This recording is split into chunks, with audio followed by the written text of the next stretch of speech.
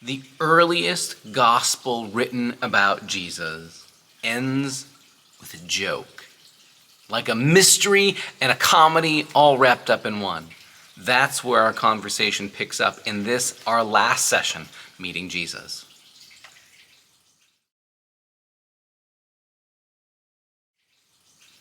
Before we get into the 16th chapter of Mark's Gospel, I want to ask you to do a thought experiment with me, sort of a moment for faithful imagination. I want to ask you to imagine a scene that probably isn't that far from reality. Imagine watching a news story unfold in the headlines or on TV over a matter of months. Imagine a big investigation of a crime family, of a mob boss or something like that. And imagine you have been occasionally reading news stories or catching the latest updates on the prosecutors or the investigation. They're getting close to arresting the kingpin. They're arresting the sort of low-level enforcers or criminal enterprise guys further down in the crime family.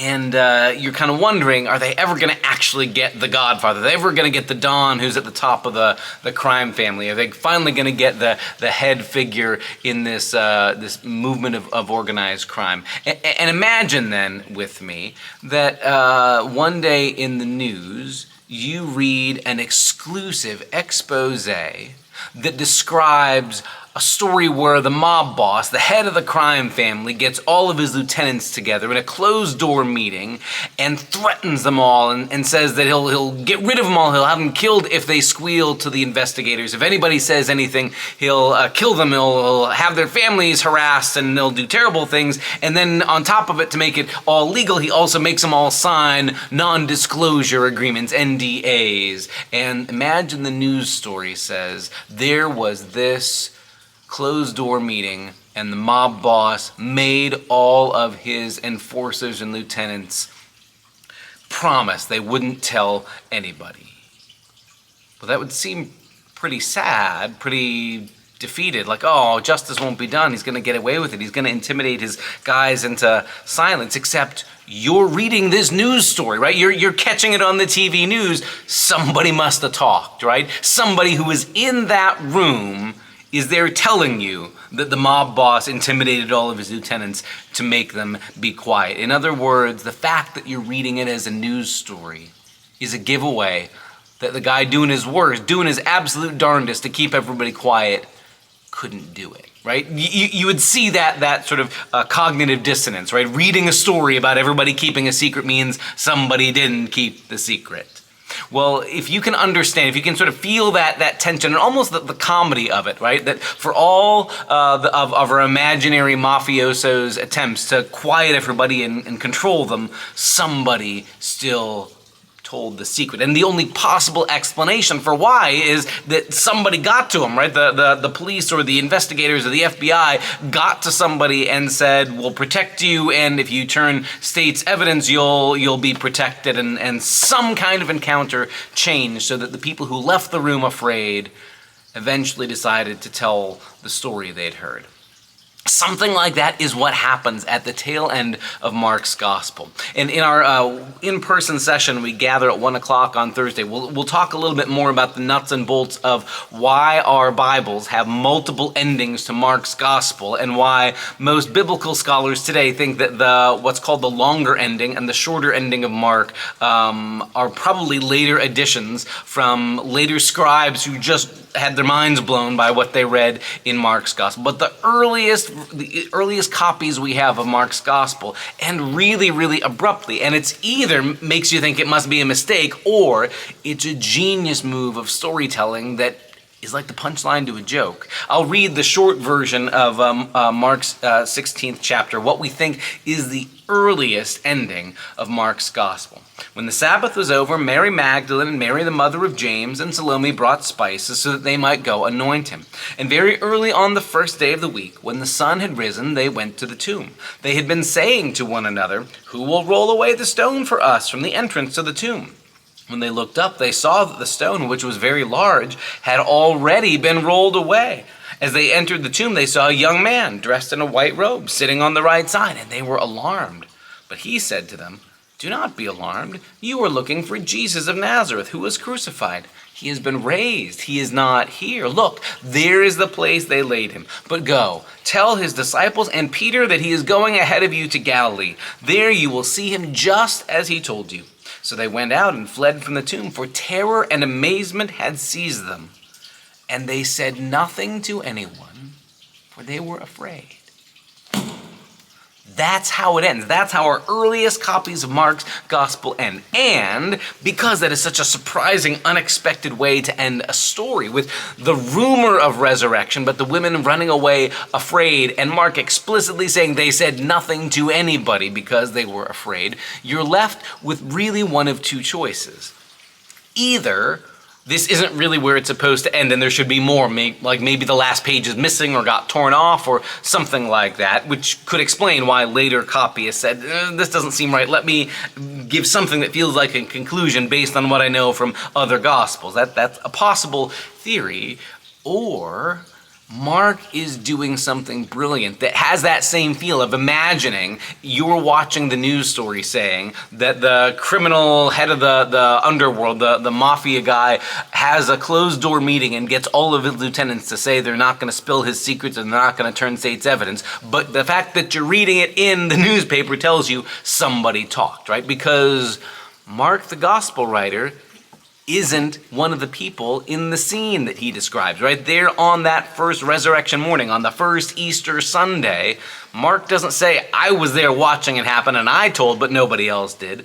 Mark wasn't there. He's like the newspaper or the TV news anchor reporting a story he wasn't at, that he's gotten a source for. Here's Mark saying, well, death tried its worst to silence these women. Fear and intimidation tried to keep them quiet, but something happened that made them tell the good news. The only possible explanation is they must have had an encounter with the risen Jesus, mind you, that broke the power of their fear. Almost like if I'm telling you the story of the mafia lieutenants and they're all intimidated into silence, but you're reading it in the paper. Well, something must have happened to change their mind. They must have had an encounter with somebody, say from the FBI, to say, we'll protect you and now tell us what you know.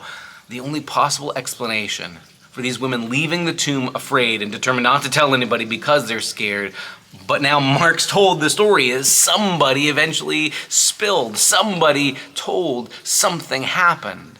The only possible explanation Mark leaves us is they must have encountered the living and risen Jesus, who is now loose in the world and risen, alive, and could be anywhere now. That's the other beauty of a story, the way Mark tells it. Instead of giving us a story like, say, Luke's gospel will, where Jesus ascends up into heaven, that can make it sound like, oh, Jesus isn't here anymore, he's gone.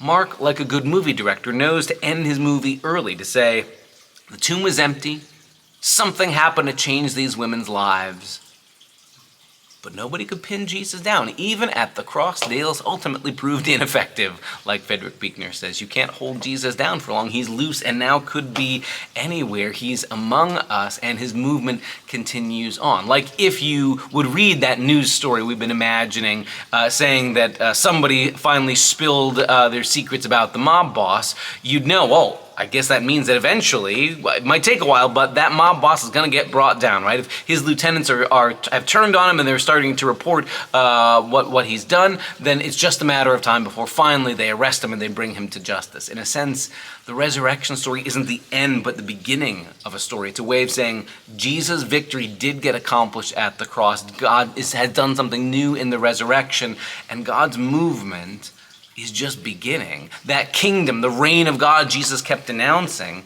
it's actually beginning to take root. And eventually the defeat of evil and all the powers of death and sin, their defeat is imminent. This is the beginning, promising that downfall. And the way he tells the story has that delightful humor to it of nobody told.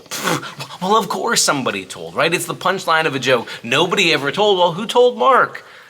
And now you and I have been told the story. Jesus is alive. You and I have been told the story. There's reason to believe that the tomb was empty and Jesus is loose in the world. You and I have been given that story to go tell the world because the movement continues on. Coming to the end of the Gospel of Mark is like getting to the beginning of our work now. One of the things that I think is so important about the way all four of the Gospel writers in our New Testament end their stories is they find different ways, each one of them, to sort of end with a ... with a, and the story goes on because we are a part of it now. Mark's way is to sort of give this abrupt, and nobody told anything because they were afraid, almost like he can't control his laughter. Of course somebody told. Who told Mark? And now Mark has told you. Who will you tell? There's the question. Earlier in Mark's gospel, we saw Jesus get his inner circle of disciples ready. They've watched what he's done, and then he sends them out to do what he did, right?